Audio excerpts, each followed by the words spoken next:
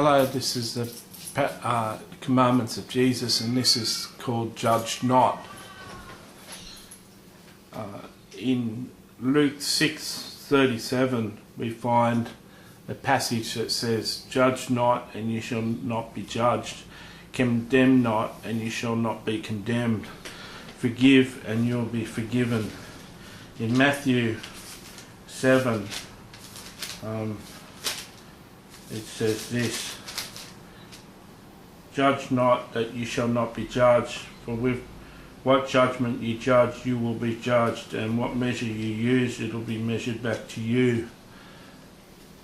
An illustration of this was once I come across a homeless person, and I said to myself, these homeless people should get a job. You know, they should do something with their lives. They shouldn't just live on the dole and live on unemployment benefits, and they should get themselves off the streets.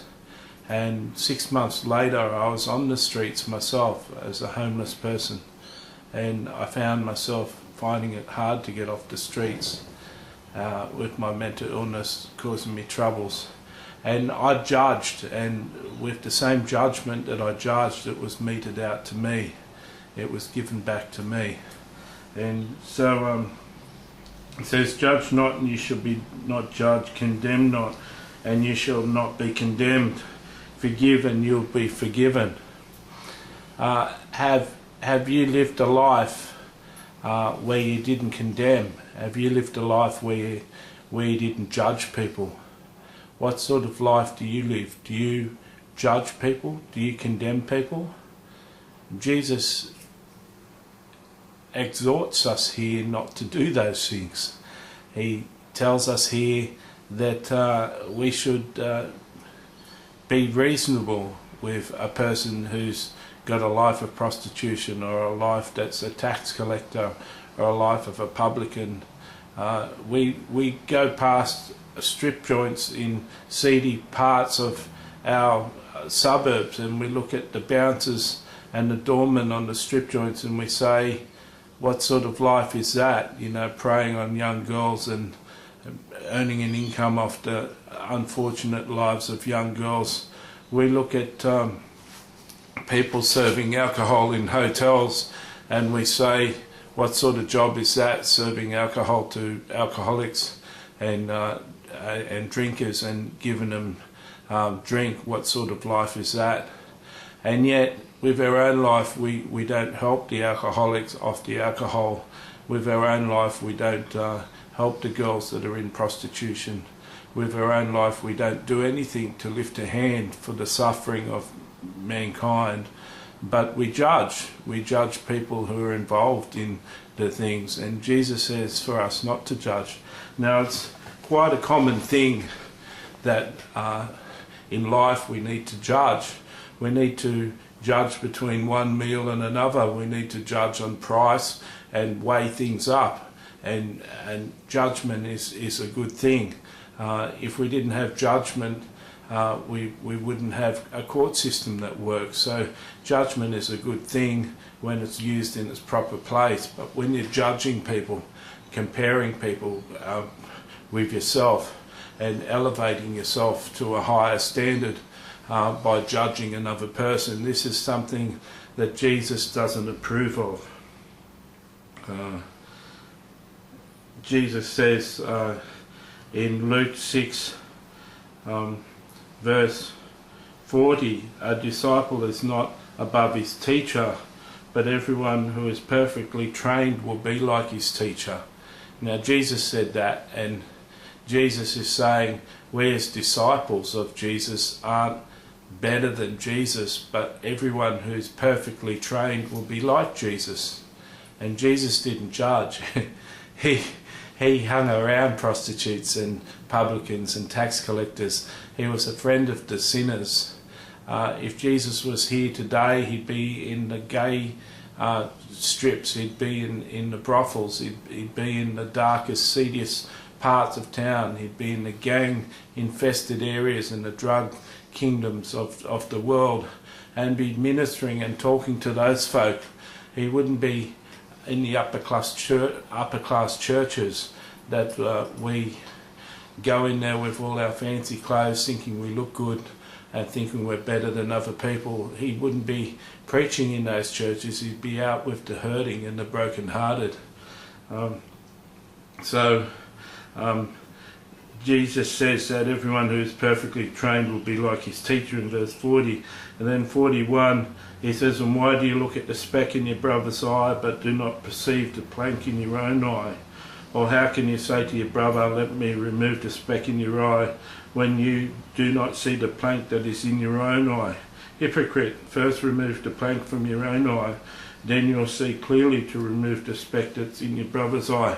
It's interesting that we see a speck in our brother's eye here in Jesus' teaching, but we don't perceive the plank in our own eye. We've got something 10 times bigger in our own eye. We've got something in our life that is 10 times as worse, and yet we perceive something little in our friend's eye. We perceive something little in their life. It's often said that we get irritated by the habits of people. We get irritated by the habits of people who are displaying the same bad habits as ourselves. We seem to not to like the gossiping, or we not to like the judgmental attitudes, or we don't like the narrow-mindedness of other people. And it's the same thing in ourselves, that we're gossipers, that we're narrow-minded and we're judgmental people ourselves, and we don't like that similar characteristic in someone else. And this is an example of the prideful way that we're trying to pick a little speck out of brother's eye, telling him not to be so judgmental, or telling him not to be so prideful, when we've got 10 times the amount of pride in our own life. Jesus was very interesting in the way he described things. It seems to me, with this sharing of this plank and the speck, that it is possible to get the plank out of our own eye, because then he says you can see clearly to remove the speck in your brother's eye, but there's a warning there that you better be sure that everything's travelling right with yourself before you start to fix other people. Now, the good thing about living life on earth and suffering on earth is when a person suffers and is healed of their pain, they're able to help other people who've suffered the same pain. So Jesus is hinting here that it is possible to get the plank out of your own eye, and it is possible to help other people, but make sure you're not judging. Make sure that you're doing it from the right spirit.